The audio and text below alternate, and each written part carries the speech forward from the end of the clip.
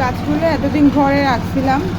তো আজকে যেহেতু মানে গতকালকে যেহেতু ঘূর্ণিঝড় মানে কারণে বৃষ্টি হচ্ছে, তো আবহাওয়া এমনি আজকে খুব ভালো মানে আছে, মোটামুটি বৃষ্টিটাও কমছে।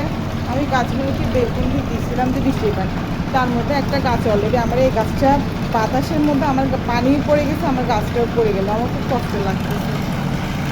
মানে কী বলবো, আমার গাছটার জন্য অনেক কষ্ট লাগতেছে। এই মানি প্ল্যান্ট, এই পাতাবাহারি এই গাছগুলো আমার প্রতি আছে।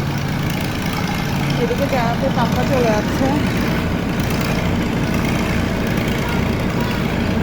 আর আমার তো ঘরের পাশে মেশিনের শব্দটা শুরু হয়ে গেছে, মাথা ব্যথাও শুরু হবে আমার। যারা ওর পাপা চলে গেছে, দেখতেছে পাপাকে, দেখতেছে যারা। পাপা আল্লাহ হাফেজ। ওর পাপা আমার পেছনে ফিরে আবার তাকাচ্ছে। তো যেহেতু একটু খুশি খুশি লাগতেছে, কেন জানেন, আজকে আসলে স্কুল বন্ধ দিয়ে দিছে। তো সেই জন্য আমাদের একটা দিন স্কুল বন্ধ থাকলে অনেকটা খুশি লাগে, যাতে ঘরে থাকতে পারবো। আর বৃষ্টির দিনে তো কারো বাইরে যেতে ইচ্ছে করে না, এই আর কি।